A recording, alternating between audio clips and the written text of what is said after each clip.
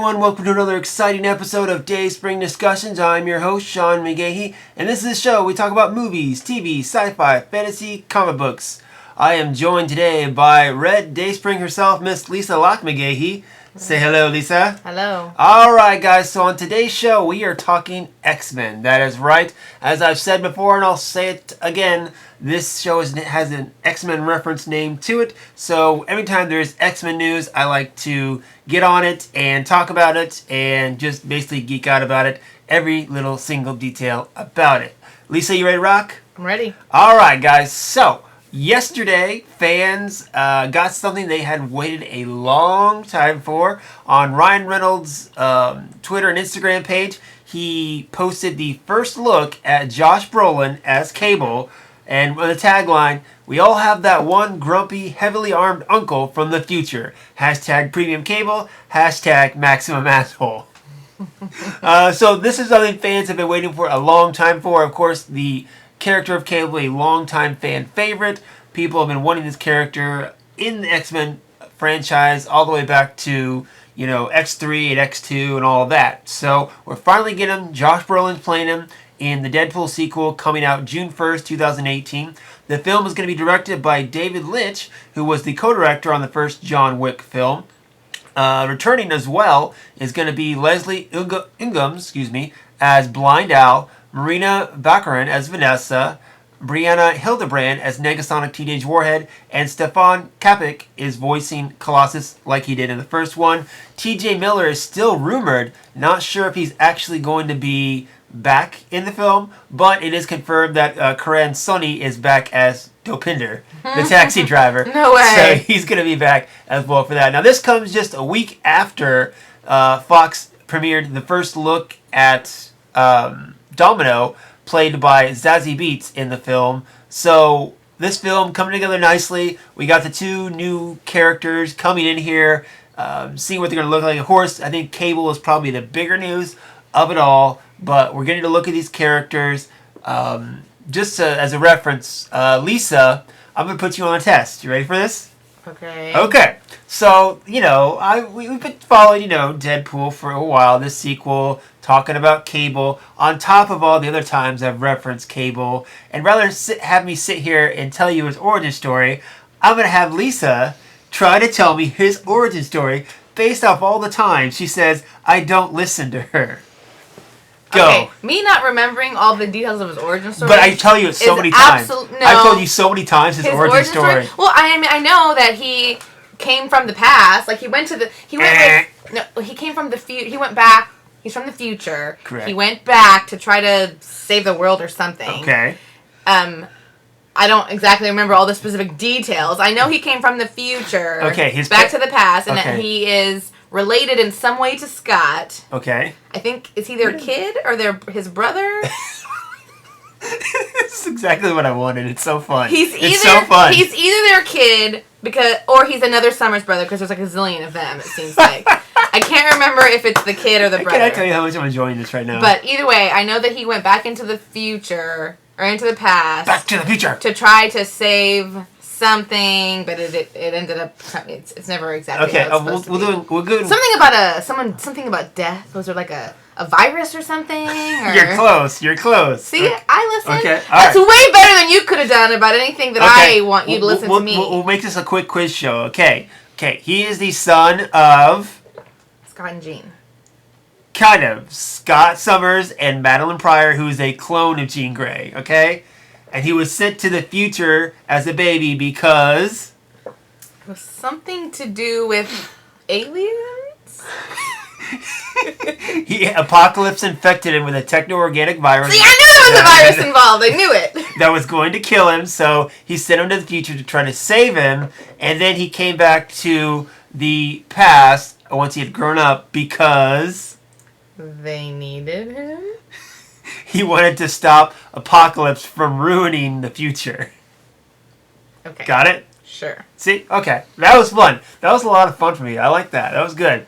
I'm not going to ask you to talk about Domino because even I'm not I don't even know who the hell that is. Okay, exactly. Domino, she's a mutant. You could ask me. I would literally have nothing to say. She's a mutant. She has, luck powers pretty much is what it is. And her and Cable and Deadpool are part of the original X-Force team, which a lot of people are saying this movie's kind of going to give a spin-off to set up an X-Force movie for Fox. But going back to the original story, first looks at these two characters. Let's bring up here. So Lisa, these are the pictures of Domino and Cable originally, what they look like in the comics. That's Cable? That's Cable. Isn't his arm like Colossus there? It's part of the techno-organic virus that has taken over him. But see, then here is he's got the kind of a robot arm going on there in the original picture. Okay?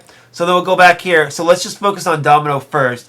Take a look at Domino and what she's going to be like in the movie versus what she is. It's like the reverse. Kind of, yeah. Where she's got that eye, instead of having instead of being white with a black eye, she's like black with a white eye. Exactly. Hey, very reverse. exactly. But I think for that look, given what we know, of course, about the first Deadpool movie, I feel like her look fits well in what would be a Deadpool movie.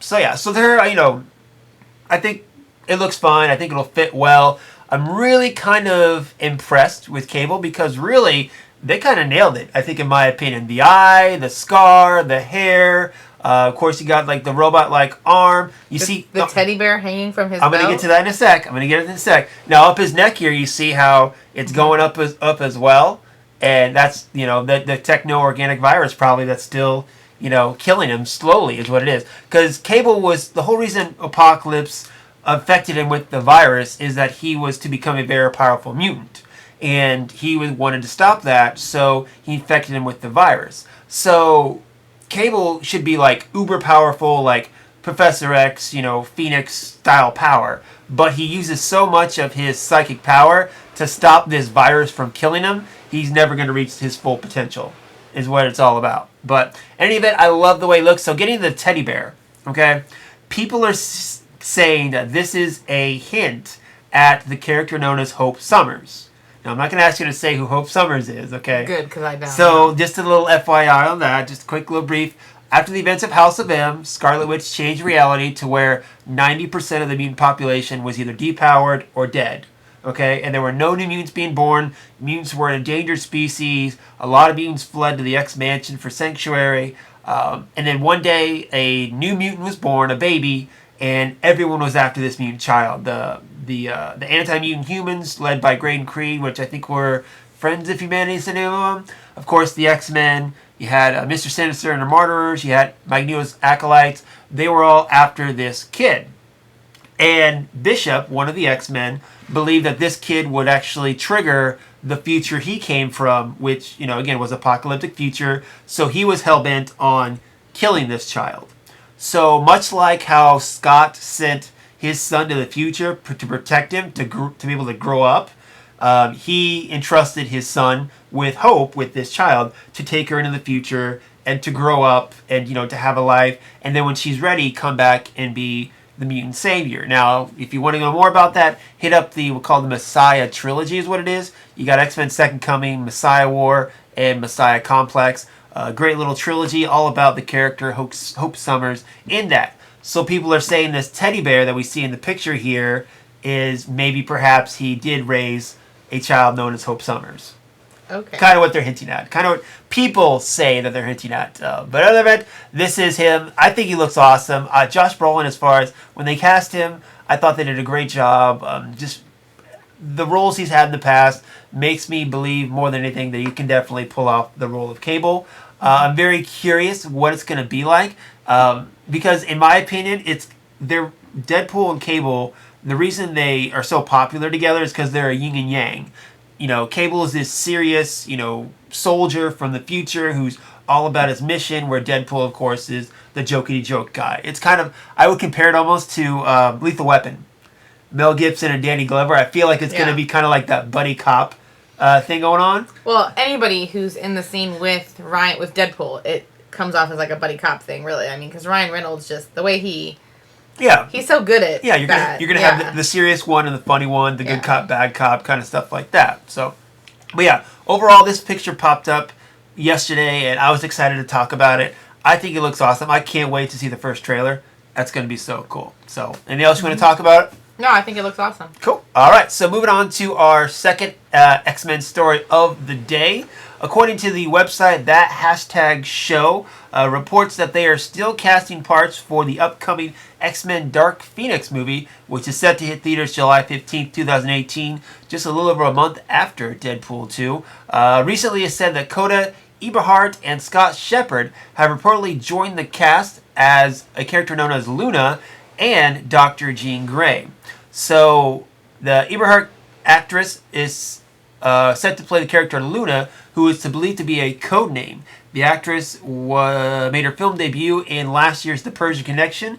I don't know the movie. I don't know the actress. All I can say is that the character description breakdown is that Luna is described as a beautiful and intense and exudes a sense of power, slightly unhinged, and a commanding presence. Now, they said Luna, like I said, is supposed to be a code name for the character, not exactly, because I looked it up. The only Luna that I know in the Marvel Comics is actually the child of Quicksilver, and I don't think she's playing her, considering the actress is African American and Peter Evans is not. Mm-hmm. So, in that sense. But Scott Shepard, I looked him up. I haven't seen him. I saw him in Bridge of Spies, and then he's in, I guess, the Jason Bourne movie as well. But he didn't play a big enough role to recognize him. I mean, I think he looks familiar, but I couldn't tell you. So. I couldn't tell you a piece of dialogue that he was in at all. But anyway, he played Jean Grey's dad. Now, Dr. Grey in the comics is a history professor at Barnard College. X-Men Dark Phoenix is, of course, set to adapt Chris Claremont's classic storyline, the Dark Phoenix saga. The script is being written by Zach Penn and Simon Kingbert, and Simon Kingbert is set to make his directorial debut with this film. Now, Kinbert's been involved with the X-Men franchise all the way back since 2006's X-Men's First Class. He's been a producer. He's helped producing the Deadpool sequel, New Mutants, all that stuff. So he's been highly involved in the X-Men franchise for quite some time. In this film, it's set to take place 10 years after the last one, X-Men Apocalypse. We're going to see Jean struggling to control the Phoenix Force, the powerful cosmic entity that she unleashed in the previous film. Now, knowing how powerful she is, the Shi'ar Empire is set to come to Earth and capture and destroy the Phoenix, kind of their goal. Meanwhile, there's a secondary storyline that's rumored to focus on Magneto as a cult-like leader of the iconic mutant fraction known as the Acolytes. So, setting to return, according to IMDb, you got Jennifer Lawrence as Mystique, Sophie Turner as Jean Grey, James McAvoy as Professor X, Michael Fassbender. Pretty much everyone who was in the last film is set to come back. The only person that's unconfirmed right now is Olivia Munn as Psylocke, although I did see some Instagram picture or Twitter picture of her packing her bag and getting on a plane to a location where they are shooting the next X-Men movie, so possibly might be. I think her character didn't get enough in the last X-Men because Olivia Munn, watch the Newsroom. She's got the chops. She can act. The part just wasn't good enough for her. They didn't give her enough stuff to do, so I'd like to see her maybe expand, but of course you still have everyone else from the previous films you have to take care of.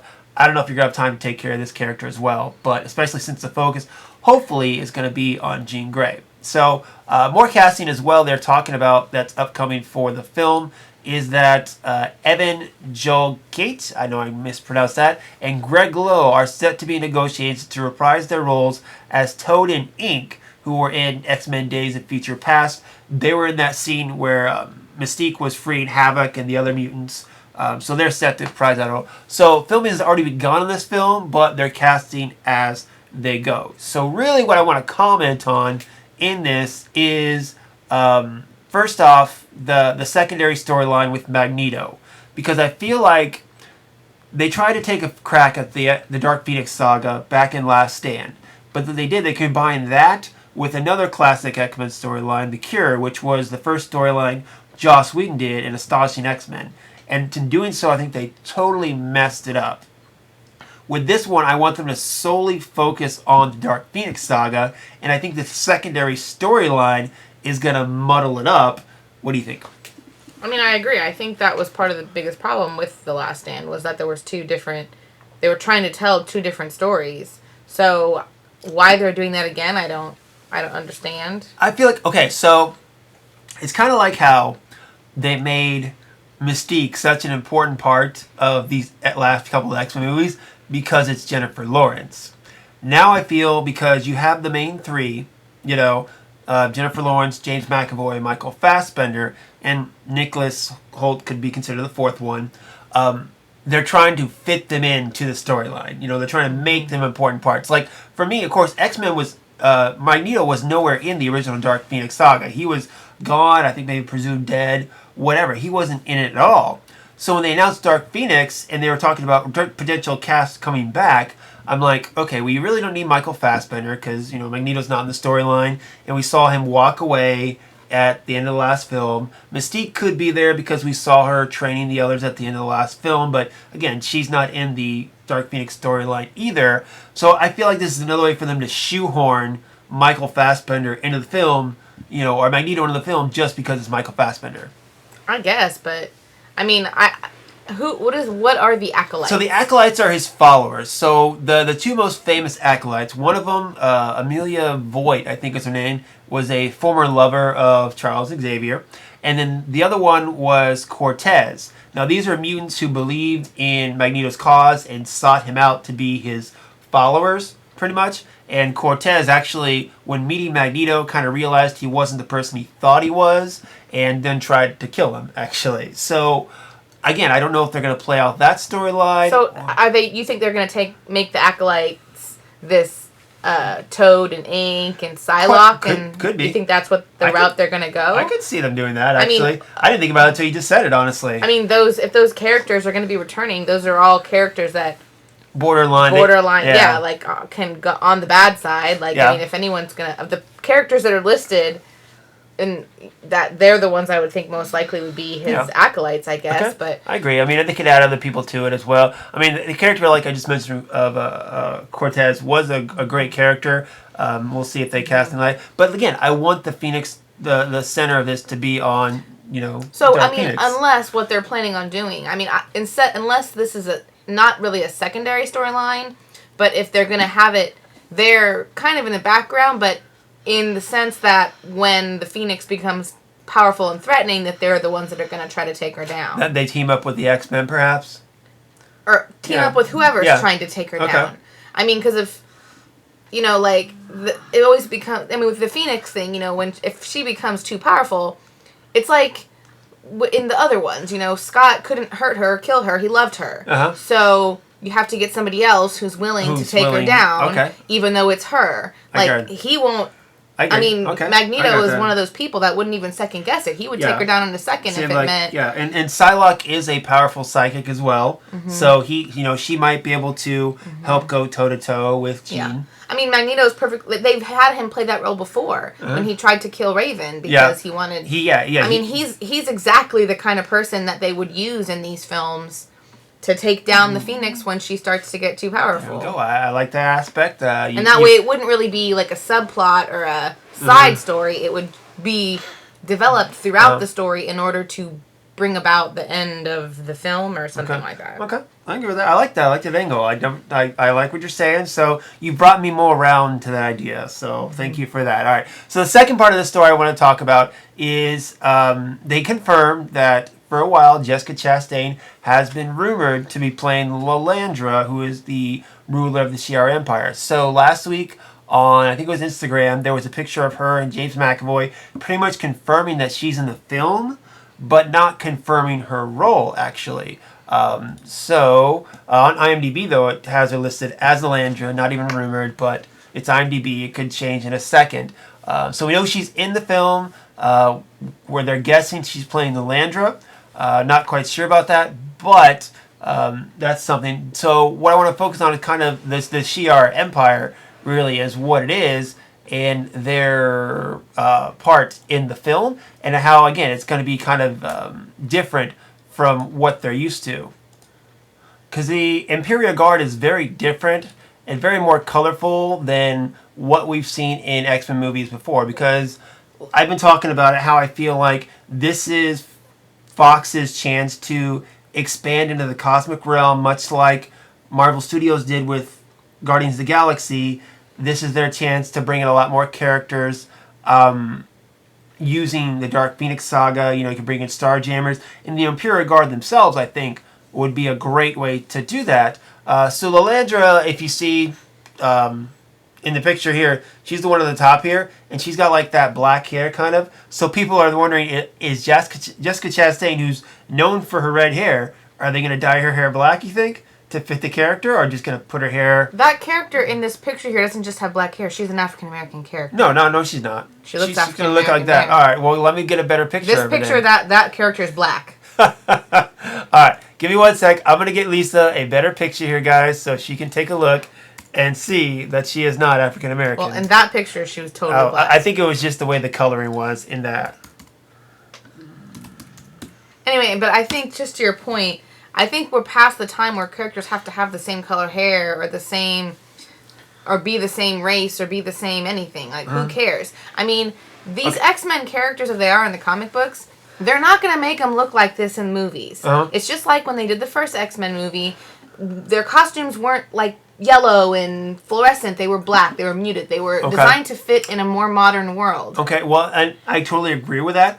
But there was something I was listening to Collider Heroes yesterday, and they were talking about how comic movies are going more colorful, though. I mean, look at Guardians of the Galaxy. Look at the trailer for Thor Ragnarok. Brighter colors, bigger colors. I think, now that people have accepted more comic books like that, I think they're going to continue to push the boundaries as far as looks-wise. I don't disagree with them adding more color, but they're not going to look like this. You think not? No, they're not going to look like they gotta that. Have there is no way. They are not going to make their hair look... Let's just, for example, take all the news that they've had, the things they've had going on recently for the Inhumans.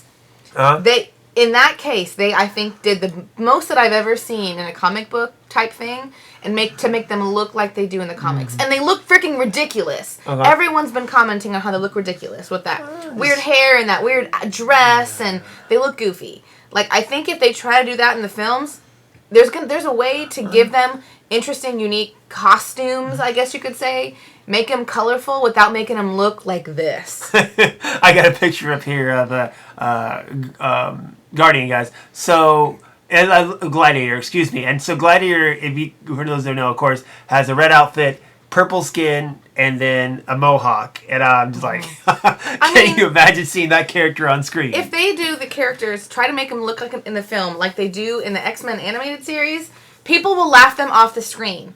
I'm just saying, they're not going to make them. I'm not saying they're not going to add more color, but they're not going to make them look like that. They may have slightly more color in their costumes. Maybe they won't be that same solid black like they've been in all the other X-Men films, although I doubt it. But, I mean, they add color in places. I mean, Psylocke her outfit was colorful in the last one. That's because that's exactly what she looked like in the comic books. Well, hers apparently is not as ridiculous as some of the other ones. No, and hers is the most ridiculous, I think, as far as, like, the way, like, it, looks as far as, like, a battle suit or something like that, It's not a battle suit. Exactly. I'm just saying the way it's not exactly tactical, I guess is what I'm saying. The way she looks is not exactly tactical. I don't get what you're trying to say. I'm just trying to say she's showing all her skin. Yeah, more color isn't going to make things more tactical, Sean. I'm just saying, you wouldn't go into battle wearing that. You wouldn't go into battle wearing most of the things they put women in comic books. Some, no, but I was thinking about that too. Jean Grey's fully clothed. Usually Rogue's fully clothed. They just, they make them look more robust with the big boobs sticking out of their costume is really what it's all about. But anyway, but this is okay. But let's think about this too. Again, we're going cosmic. We're going for aliens here. Wouldn't they want to push the boundaries a little bit more as far as look-wise? I don't know what they'd want to do. I just think that it would look ridiculous, and I hope that they don't. I don't think so. I don't think it would look I'm not going to say they're going to go fully exactly what they look like in this picture here. I'm just thinking they're going to go somewhere near that. They're going to go more than what they have been, because in the first X-Men movie, they didn't look anything like they did in their original costume. They just had everyone in, black leather. They just had, like, X's on them, stuff like that. as opposed to their normal colorful outfits, which I get. You don't want to put those bright, colorful outfits in a film. They, might look ridiculous. But we're how many films in now? The audience is more accepting more and more when it comes to out of the ordinary. People who are invested in these films, they're ready for, I want to say, the next step maybe, but the next boundary to push. And I think maybe more colorful on costumes might be the way to go, especially, again, since we're going cosmic. I didn't say there won't be more colorful. I'm just saying it's not going to be like these pictures. All right. Well, only time will tell. Every film has had a little bit more color in it than the one before. I think like each one has gotten something that's a little bit more than the one before. So sure, I'm not saying they're not going to do something a little bit different in this one. It ain't going to be what those pictures were. They're not going to look like they do in the animated series. It's not going to happen. All right. Fair enough. All right, guys. Well, that is it for today on this edition of Dayspring Discussions. Now it's time. Let us know what you think. Hit us up, dayspringdiscussions@gmail.com, Facebook group, or on Twitter. Let us know, what do you think about this recent development in the X-Men Dark Phoenix movie? And, of course, what do you think of Domino and Cable? Those pictures, do you think they were as awesome? What do you think they got planned coming up? I was thinking, too, I was talking to... who was it? A friend of mine from back home, Andy. No, he commented because I posted it on the page, and Andy was talking about the picture, and I was just like, I'm trying to picture him standing next to Ty Sheridan as Cyclops, father and son. I'm like, okay, whatever, whatever. we'll see how it goes, because now that Josh Brolin he's Cable in this X-Men shared universe, okay, which means he's not going to be just like a one or two done character. He's going to cross, and I'm hoping, of course, they're going to reveal his origin. He's going to hook up with, his dad, and, they're going to open the floodgates, and we'll see him in actual X-Men movies to go from there. So, but let me go with what you guys think. Hit me up personally, Slim Dayspring 12 on Twitter and Instagram. And that's going to be it. At least anything else you want to talk about? Nope. All right, guys. That'll be it for us today. Until next time, may the Force be with us all.